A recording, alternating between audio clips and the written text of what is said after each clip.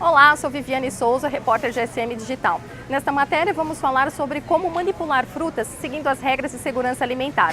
Afinal, higienizar, descascar, cortar e acondicionar esse tipo de alimento requer obediência à legislação vigente, para que a loja não seja multada ou mesmo fechada pela vigilância sanitária. E quem vai dar mais informações sobre o assunto é Débora Cossenza, nutricionista da Coop, Cooperativa de Consumo, com 29 lojas em São Paulo.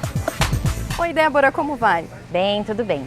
Débora, muitos supermercados processam frutas para reduzir as perdas na seção de hortifrutis. Isso é certo?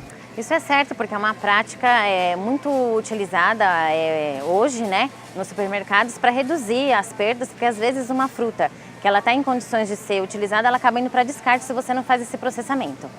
E como fazer essa seleção? A seleção dessas frutas tem que ser bem criteriosa, você tem que utilizar frutas que só estejam apenas amassadas ou com alguma disformidade visual, até mesmo na casca. Não podem ser frutas que já estejam num começo de deterioração de fungos ou até uma deterioração bacteriana. Há alguma especificação quanto à área onde esses alimentos serão processados? Os alimentos, essas frutas, né, que serão processadas, elas têm que ser levadas até uma área específica para esse fim de manipulação. Tem que ter uma pia exclusiva para a higienização da mão do manipulador que vai fazer esse processamento. Tem que haver uma pia para fazer a higienização dessas frutas, para fazer toda a lavagem. Então tem que ser um setor organizado e higienizado. E quais as regras de higienização? As frutas, elas não podem ser cortadas antes de ser higienizadas, então você tem que lavar as frutas de uma a uma em água corrente. Depois você vai colocar essas frutas numa solução clorada, que o básico da receita dessa solução clorada é uma colher de sopa de água sanitária para 1 litro de água. Você vai deixar essas frutas em imersão por 15 minutos, depois você vai enxaguá-las novamente em água corrente e aí acondicioná-las da melhor forma possível. Débora, após descascadas, por que as frutas não podem ficar muito tempo expostas?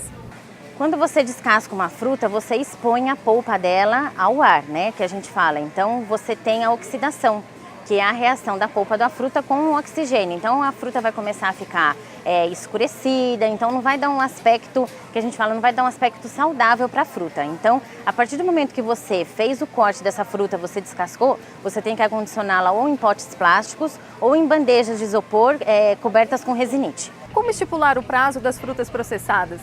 Essas frutas processadas, geralmente, seguindo a legislação vigente, a gente tem uma validade de 24 horas, não pode ultrapassar essa validade.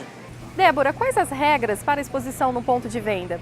Então, como eu falei, você expõe essas frutas dentro de potes plásticos com tampa ou em bandejas de isopor com resinite. Elas têm que ter uma etiqueta, né, até que vai dar informações de preço, informação nutricional, porque isso tem que seguir a legislação de rotulagem padrão da Anvisa. E para você ter uma melhor exposição, manter o seu alimento mais saudável, você expõe em ambientes refrigerados, geralmente numa temperatura de 0 a 10 graus. Por último, como promover uma correta degustação? Você pode promover uma correta degustação, desde que você exponha essas bandejas com essas frutas armazenadas, sempre cobertas por um filme plástico, nunca expostas sem nenhuma proteção, sempre deixar um pegador exclusivo para esse fim, para que o próprio cliente ele possa se servir, se não tiver alguém no ponto de venda, mas nunca você deixar isso exposto sem nenhum tipo de controle. É isso. Débora, muito obrigada pelas informações oferecidas à SM Digital. Eu é que agradeço por poder fazer esse alerta a todas as redes de supermercados. E por falar em alerta, vale lembrar que não há nenhuma norma federal que proíba a comercialização de frutas processadas. Mas é importante ficar atento à legislação de cada estado e município, porque estes costumam estabelecer suas próprias regras.